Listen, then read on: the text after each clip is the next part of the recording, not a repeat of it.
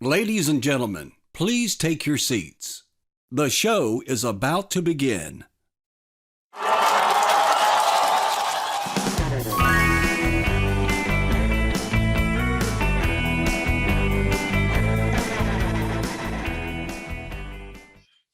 This is the Hey Ed YouTube channel, and I am your host, moderator, and all-around nice guy, Edward Anderson. And today, my friend from Australia is back to visit us. Hey, Rob, how you doing? G'day, Ed. So glad to be back here with you. We need to do this more often. I feel like just after 15 minutes of talking to you, I'm like, man, I miss Ed. I need to chat more. Yeah. So this is Rob Bruss, everyone, in Sydney, Australia. Are you guys still in lockdown over there? Or what's going on in Sydney now? Here in North Korea, things have eased off somewhat. The dear leader of North Korea has told everybody that they're not supposed to eat anything because there's food shortages and all sorts of things. No, in all seriousness, things are coming back to normal. There's anyone that's been double whatever, I can't say that on YouTube, double whatever, is allowed out to do whatever they like, and everybody else will be allowed out on the 15th of December. So essentially it's kind of a bit of a medical apartheid, if you like, but it's pretty relaxed, man. Australians are pretty relaxed. We take it all in our stride, and it is what it is. I do know that most people are kind of like, yeah, whatever. They just shrug their shoulders and just get on with their life. There's nothing you can do about it. It just is what it is. Well, in case people don't know, Rob and I actually do talk a lot off camera, and so. But it's been a long time since we've done a YouTube presence together. So I thought, well, it's about time we let the girls in America see you again. So give them a treat. And there's been a lot going on in the world that I really kind of like to bring to people's attention out there. In case, I mean, I'm not telling them anything new but there's a point to all this. The main theme in my channel is you got to find ways to start taking control of your finances, people. You got to find a way to take control of your independence in general, of your freedoms in general, because there's so much going on. I mean, I don't want my channel to be about social commentary per se, but you can't avoid it because it has a direct effect on our futures. And people have to start figuring out right now what they're going to do to secure their finances and their freedoms. And the single best way that people can take back control of their lives, I know that's a cliche, but it's true, is financially. You have to put yourself in a position where you don't need the government. You don't need this. You don't need that you are self-sustaining, that you are independent. So that's kind of been my focus. That's why I've been zeroing in on passive income ideas, particularly related to the blockchain, crypto, DeFi space. Because as you know, the blockchain technology is the fastest adopted technology in the history of the world, even faster than the internet. And with my experience on Wall Street, I can tell everyone out there that the people who make the bulk of the wealth in all of these revolutions are the early adopters. So that's been my focus in that field, finding passive income opportunities in those areas. And I know you feel the same way, right? Yeah, absolutely, Ed. And I would echo everything that you're saying there, and just remind people that you are a sovereign citizen. You forget we live in such a comfortable world where I can just go over to the fridge. There's food, there's drink.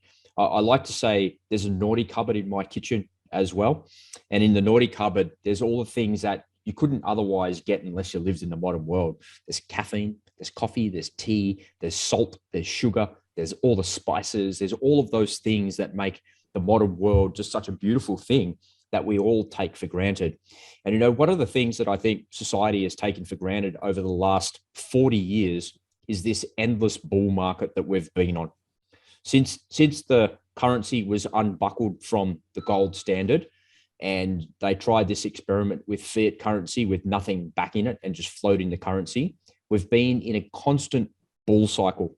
There's boom and bust for sure, but as a rule of thumb, if you look at it, there's been incremental growth that is pointing up and to the right with the chart. And I think that is coming to an end.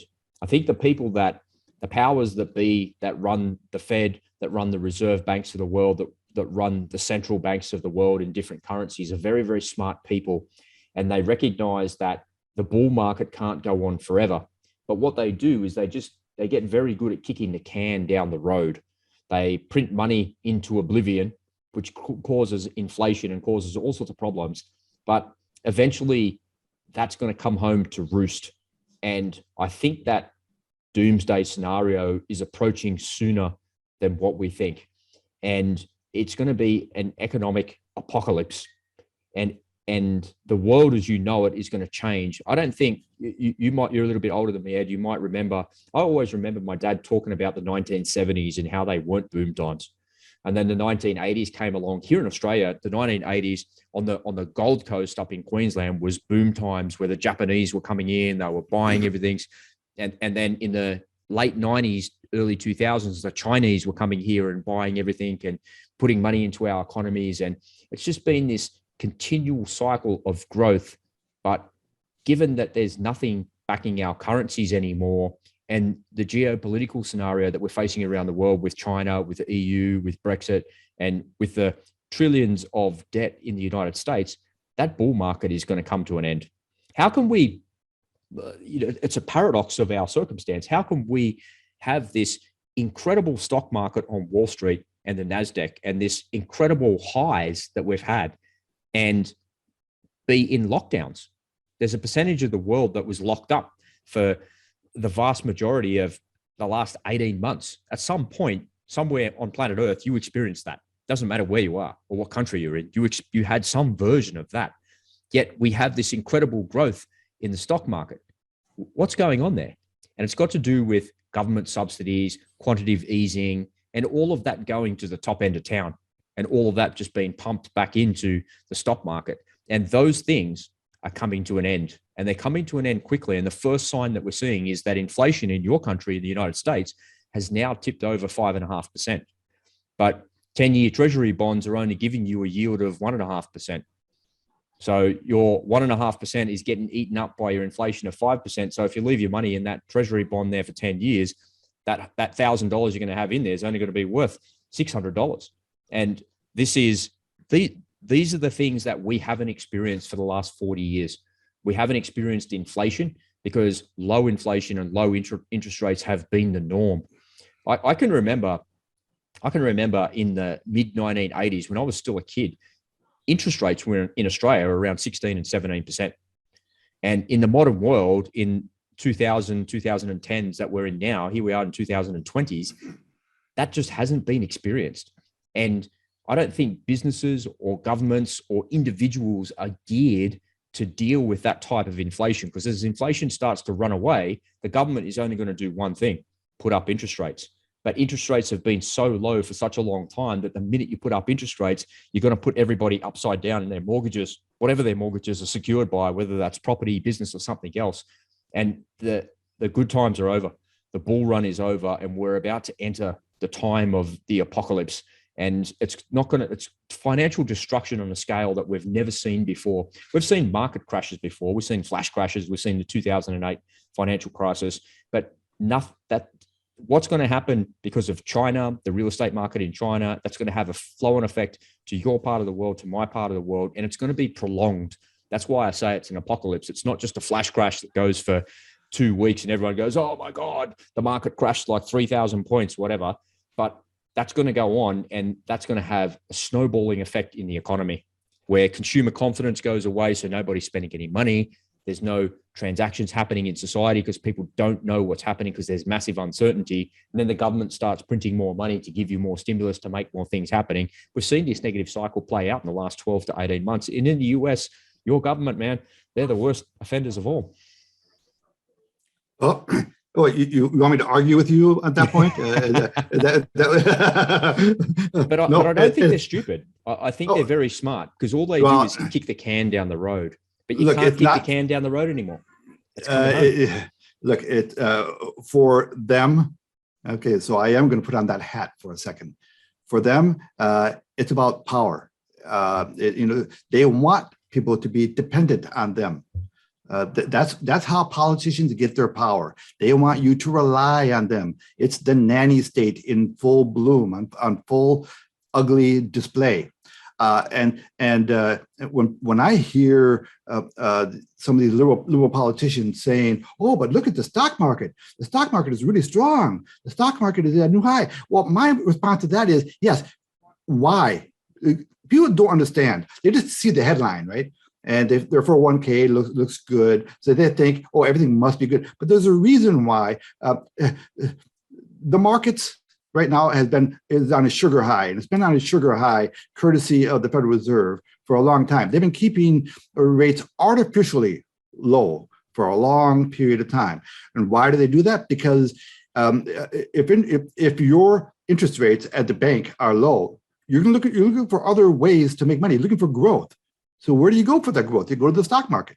So people are buying stocks because they need growth. They need their money to grow somehow, and they're not getting it, at the banks. So what, they put the money into the stock market, but that that little game can only go on for so long. At some point, like you said, I 100% agree. At some point, there's going to be a price to pay, and it's going to be ugly, and it's not going to be short term. It's going to take a long time. A lot of damage is going to happen. If you get hit in the face by Muhammad Ali, you're not going to spring off the mat. Okay. When you get hit in the face hard, it's going to take you a while to recover. Okay. And that punch is coming eventually. So people have to find ways to prepare for that now.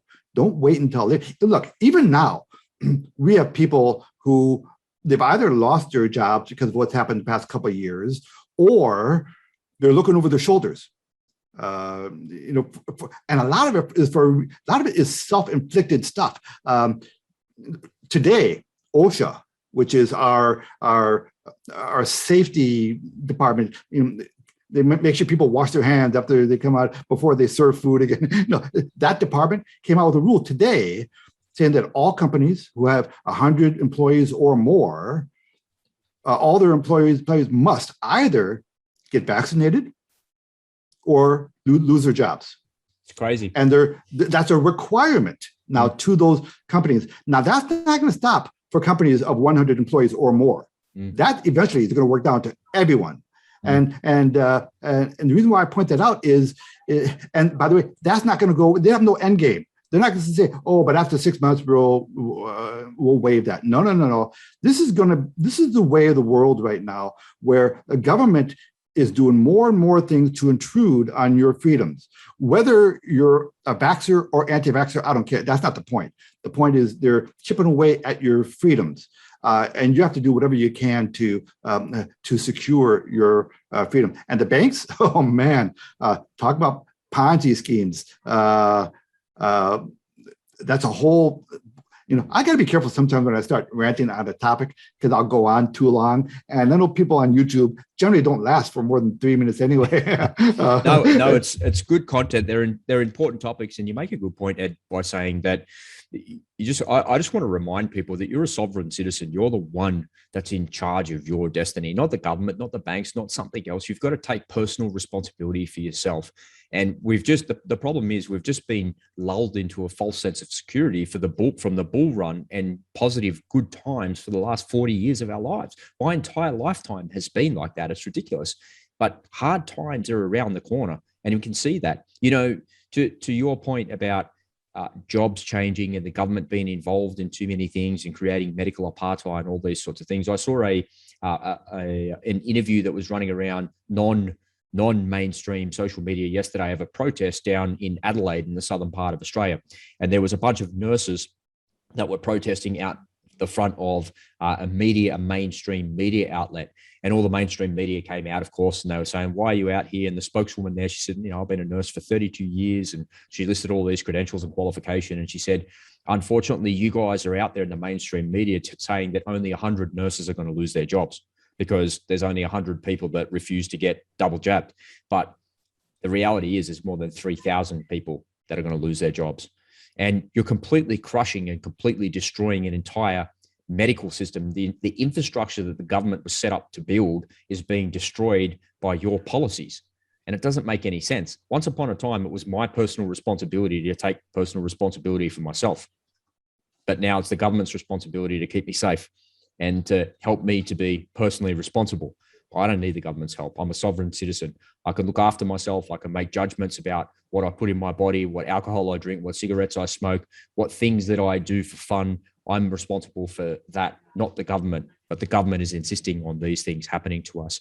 And I think that we're so desensitized to it. There was a report that came out just last week, I think it was, if I got my timeline correct. There was a bunch of people that got caught in the Federal Reserve that were doing a whole lot of what appeared to be trading. Now, I'm not here to accuse anybody of anything because I don't know the full story. All I know is what was reported on. But there was two people that quit their job at the Federal Reserve, and they were prominent people that were putting on large trades of $1 million plus, and they were influential people. So if they went out there, go and talk in front of the media, and they had a trade on before they went and spoke to the media, not saying they did it, innocent until proven guilty type thing, but that would be otherwise known as insider trading. And there was a bunch of people that got caught for that type of activity, and they never came out and said it was insider trading. They never said that. That was not the accusation, but they did come out and change the policy that said, if you're going to be doing this, you need to talk to us about it, you need to tell us about it. And then they came out and revised the policy and said, no, blanket ban. If you work here, you're not allowed to do that at all. So you got to wonder what's really going on behind the curtain in these organizations. And for you and me to sit back and look at mainstream media or look at alternative sources in the media, you look at it and just shake your head and think, I can't even trust the people that are supposed to be the most trustworthy people in society because they're leaving their jobs and being relieved of their positions because they're found to be corrupt. Here in New South Wales, the New South Wales Premier had to step aside because of a corruption allegation. And in fact, when you look at the history of New South Wales, so the Premier of New South Wales, the last three of them had to step aside because of corruption and scandals. And you just think, and these are the people implementing mandatory vaccinations. These are the people that are implementing these policies that are so-called going to keep me safe. But the two businesses that I had before all of this craziness were going absolutely gangbusters. They were going off like a frog in a sock, as we'd say here in Australia. And as soon as the government got involved in my business to try and keep me safe, you crushed both of my businesses. And they're gone, and they're not coming back. And it's disheartening. It's sad. It's 15 years of my life and my partner's life that we've been working on businesses, and they're not coming back. But I look at it and think that's the opportunity right there. I'm a sovereign citizen. Sure, I'm a victim of circumstance because I can't control what they did, but what I can do is I can control how I react to that circumstance. So I pivoted into crypto, and I pivoted really hard, and I moved really, really quickly. And within 5 months, I now make more money than both of those businesses combined. And there's no way that any government policy, any so-called trying to keep me safe is going to take that away from me, because you can't take it away from me because it doesn't matter anymore, because I'm now in the alternative system and I'm no longer part of your system because I'm a sovereign citizen. I'm a sovereign individual who's responsible for himself. Sure, I live in the world. I've got to pay my taxes. I've got to pay the parking. I've got to put money in the parking meter, and I comply and I do all the right things. I'm a law-abiding citizen for sure, but I'm just not going to be inside of your system anymore. When the so-called leaders of our countries are supposed to be the ones that look after us and do all the things that they're supposed to do, the minute they get involved in what I'm supposed to put in my body by trying to keep me safe, doesn't make any sense. My daughter asked me a question the other day. She's 15 years old, sharp as a tack, and says, they can go away and vaccinate almost all of Australia, Dad. Why can't they solve cancer? Why can't they solve world hunger? Why can't they solve this? Why can't they? She asked me a whole bunch of questions, and I thought, I don't know, darling. I don't know. I'm just completely baffled as to why this is going on the way that it is. I'm completely baffled why they lie to us day in and day out. They make these promises that they can't keep. They make these promises and then they walk back the promises because they've got new information. And it's just, you just got to turn it off. It'll make you crazy. Turn it off. It'll make you crazy, but it's impossible not to be exposed to it because it's everywhere. It's everywhere in mainstream media. It's everywhere in social media. And unless you get off the grid completely and get away from it, there's no way you can not be exposed to some of it. And it's just a part of living in the modern world. Yeah, but I love your message about being a sovereign citizen, taking responsibility, and finding a way to pivot away from the circumstances. You don't have to be a victim. And this whole business about not being told the truth out there. There are tea leaves out there that you can read. You can follow some breadcrumbs to the truth out there. You know, for example, I can think of two breadcrumbs right off the top of my head. In Congress now, we have congressmen proposing, you know, on the progressive side, they're proposing to start charging people on their non-realized capital gains. That's never worked. That's never worked in any country in the world. They tried it in the UK. They tried it in Germany, and it came up. That's how incompetent the government is. The government is so incompetent. They collect trillions of dollars in tax revenue from just normal, regular working class people. And then they want to tax you even more on unrealized profits because they don't have enough money to manage the economy that they actually have. It just shows to me that the level of incompetence in governments is so unbelievably staggering if someone has to have an idea like that. And it's a socialist idea that's been tried before and has never, ever worked anywhere else on planet Earth, yet they're trying to implement it right there in the United States in 2021. What the hell? Well, yeah, and, you know, and there's another gem. The IRS wants they want to double the size of the IRS so that they can audit more billionaires.